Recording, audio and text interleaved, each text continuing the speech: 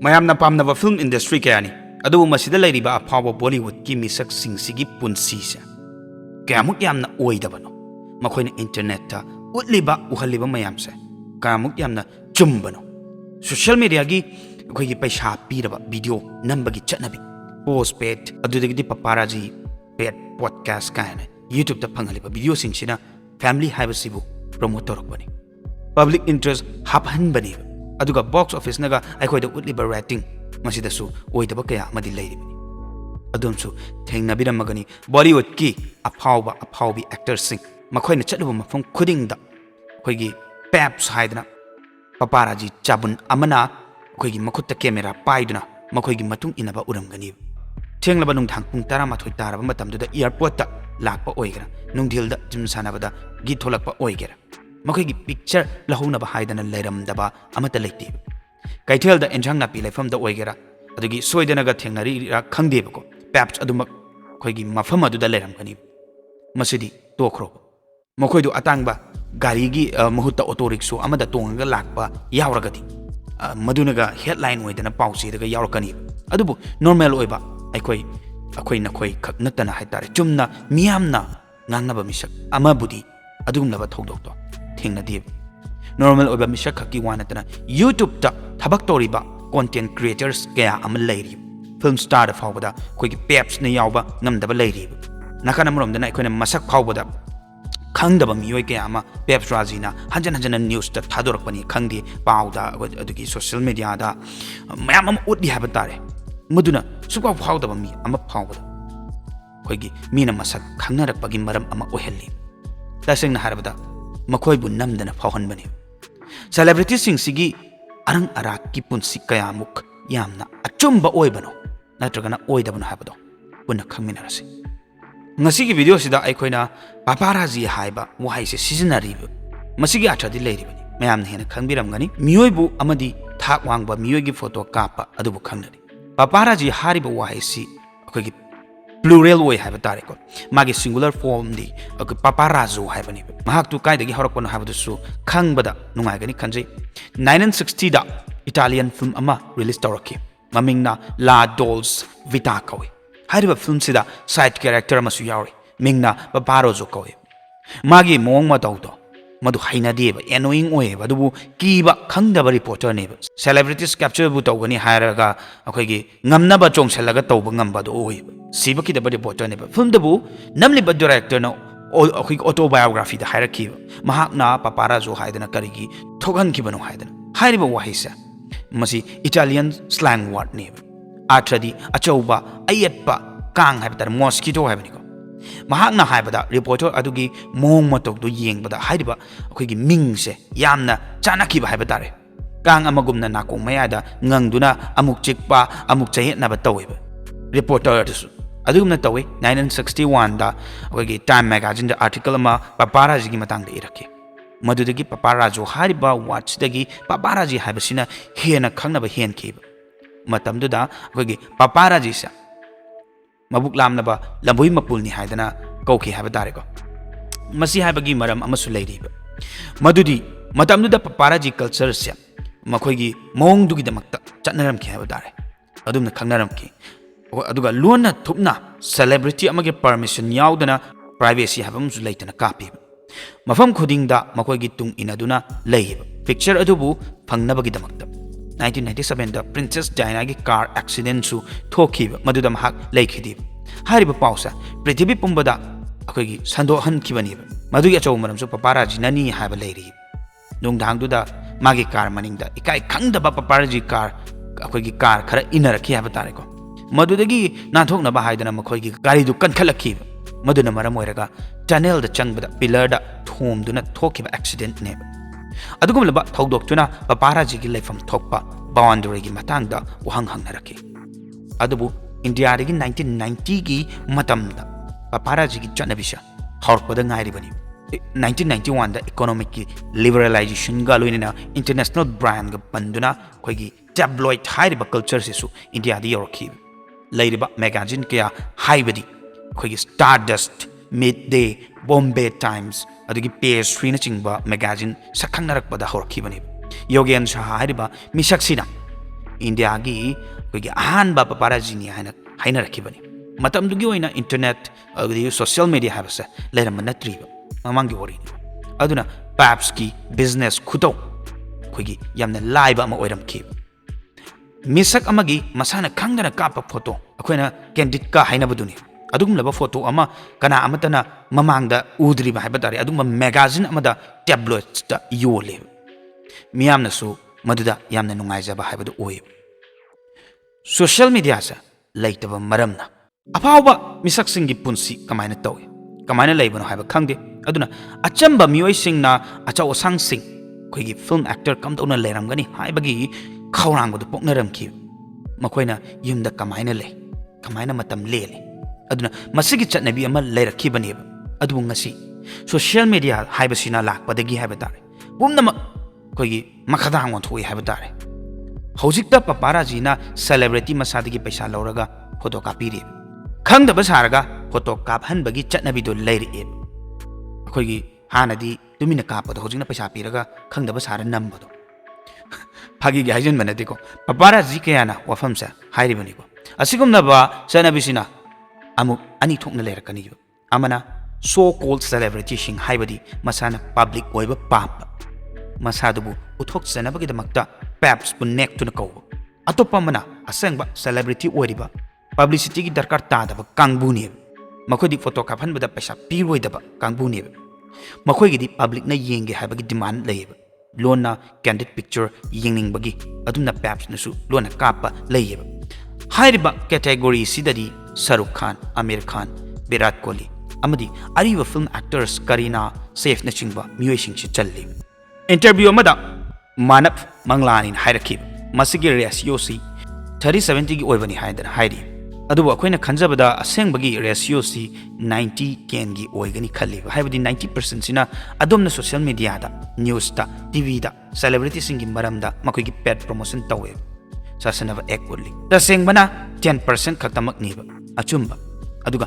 असुमना करी हाइनो हाइबसु वीडियो सि तारगा खंगलकनी खंदुना यंगबिम सेलिब्रिटी अमना मागी पुंसीगी सरुक कया अमा एखोइदा खंगहली मखोइना कयाम यामना पेड प्रमोशन तवी कामुक यामना अचुंबा ओइबनो अतोपा अमना सेलिब्रिटी सिंगसिना करम मतमदा पॉडकास्ट अमदी इंटरव्यू पी एक्टर यामना मखोइगी मूवी अनौबा अमा थोकलमदाइदा शो अमा तहौदरबा मतमदा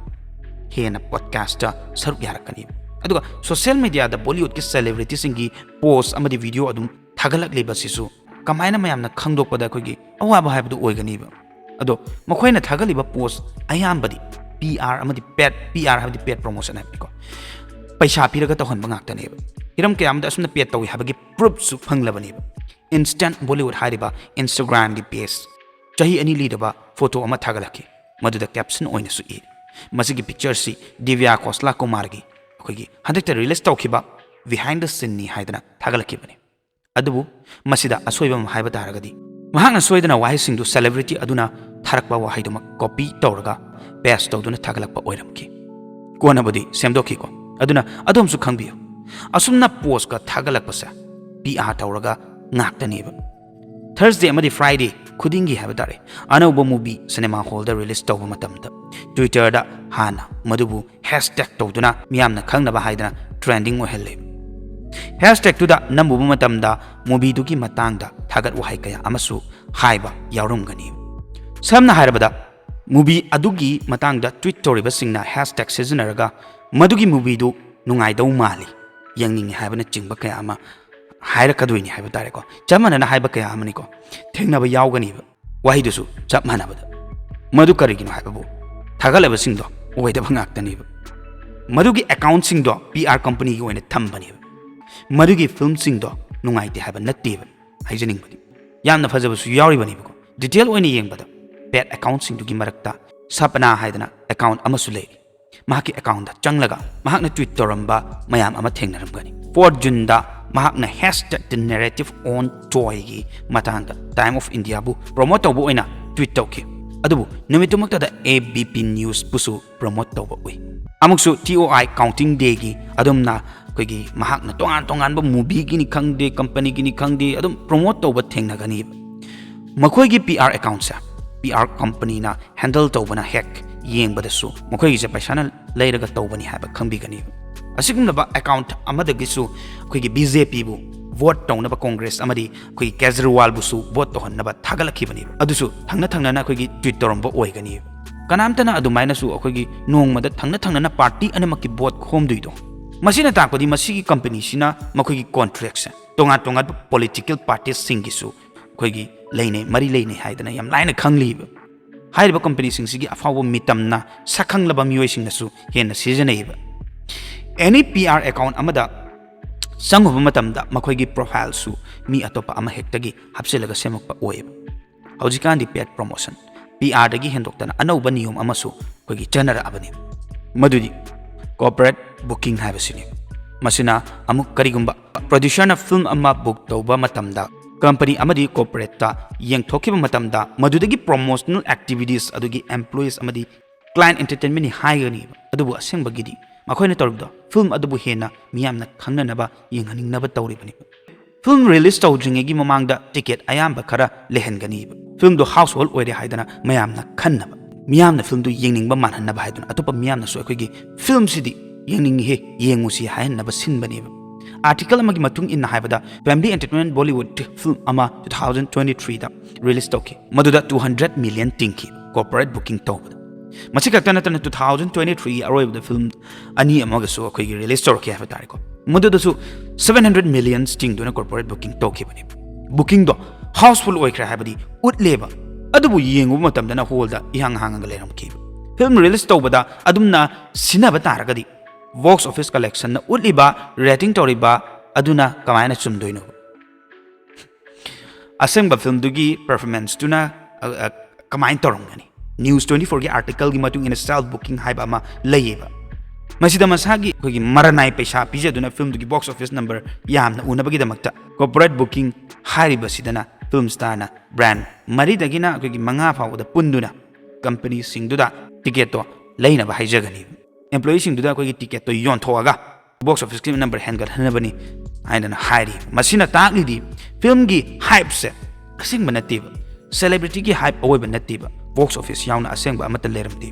कोना थंगदा फिल्म के अवार्ड सिदा लाखलसे अवार्ड फंक्शन सिसु ओइदबा तौदबा नत्ते SRK मसामकना हाइखिबा अमा लैब मी अमना महाकी अपाम्बा अमा लैबा तारगदी मदुबु पांगथोकनबा होनबदा ngamnaba phangnaba honarakani adumna mahaksu award phangba yamna phanggi haiba tare mahak award editor amagi manakta chattunasu paisa piraga leige haba hoda haikhiban adubu haribe award ki credibility matam loisalabani Alia Bhatnasu haikibale award so amada mahak la aroige na torombani adubu aigi award angani habadu de lakpani haidana haujikangi award so de khoi apam pamba category pangtha da khoi pang habsalaga ko adugi hana di best actor best film best director kharisi lerami adubu hojiti lore adak 2024 gi Zee Cine Award ta yeng bada habitare hot and tetchy performer of the year award hainasu amasu yauri atopa amana nothing to hide kaidana award amasu yauri kari award amasibu film award khakta natana khoi influencer singi leiriba award show dasu mangairebo trendsetter of the year best newcomer of the year rising star of the year young influencer of the year kaina yauri 2024 gi Cosmopolitan Blogger Award na kari yaugibu Fashion Influencer Award Emerging Fashion Influencer Award Luxury Fashion Award hekta hapta yadi gi matagum hekta kudim award phanganba yadi habagum tawra iba masi chanabi ni hojik leirisi kemta habinati chanabi hasi chanabi ni ko ai makhada du sudum haijarake paparazzi gi wafam da amuk lakpada celebrity ama hekta ojesanoba makhoina bu makhoigi life to private oina thamni bani thambang ngamme adubu adu nataba TV da changasu akhoi uba social media da changluba da su uba actor sing sina yamna so toning ba kangbu ni haiba yai makhoina yamna influence oiriba sigi achoba maram ama haiba taragadi Bollywood ki Kim Kardashian haidana billionaire sigi matau tamba gumbani bago report kharana haiba dadi Kim masana paisa pithoklaga photo ka phanduna photo dubu mahak masana semjaraga amuk thagali hairi magi sister Kyle Jenner su COVID lockdown matungda tasengna masa khangdana kapa candid photo dudagi viral chatkhiba mahak masana asengba ke daba picture do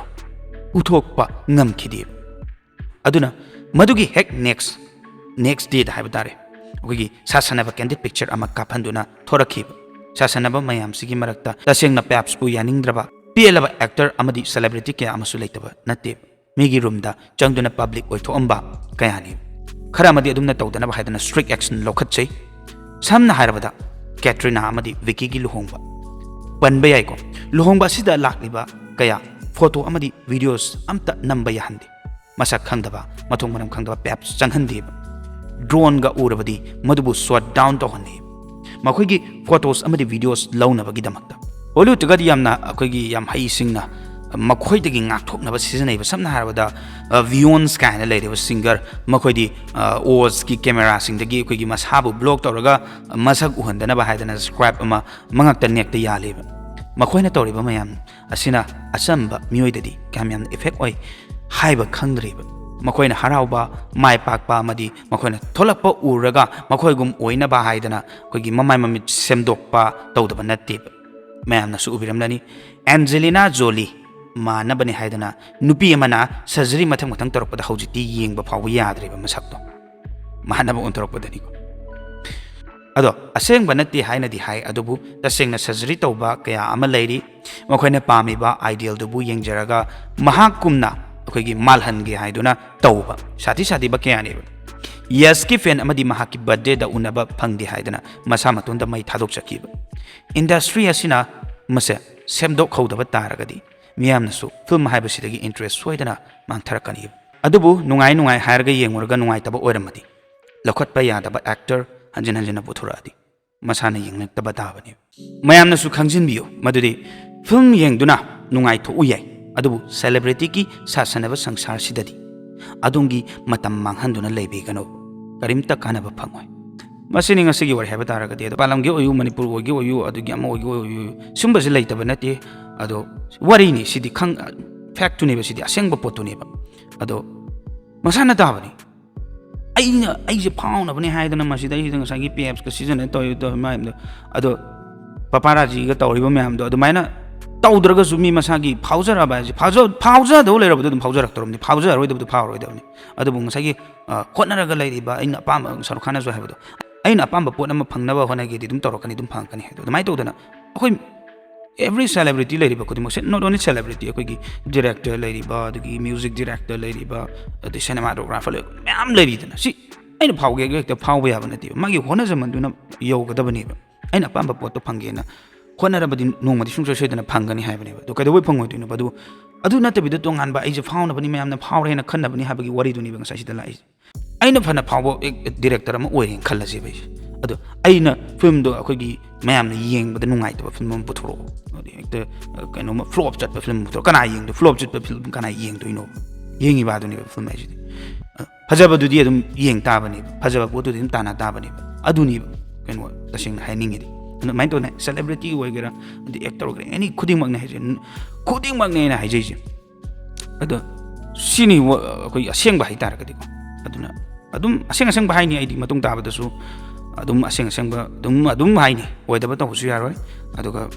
amata yaroi hitare ngonda di aduna aseng ba dum haini mayam su khangjan biu sigum leba nungai nungai ba interesting over facts kya ma ta bining balai batar ko ki channel se chang bidun wari na no thalak pangai duna lebi fab se thamjage aduga khona sigum leba wari jab cham tam da kana gum tagi humda sokada ban mandi kana gum tagi humda lana khan bage holon hab cham talai jade so ki balan ki yaro ko me ngak pi ni habi thajab le thamba ko lena ngasi dam to di gaina si mathang ki wari da muk me pone thengna si ya fare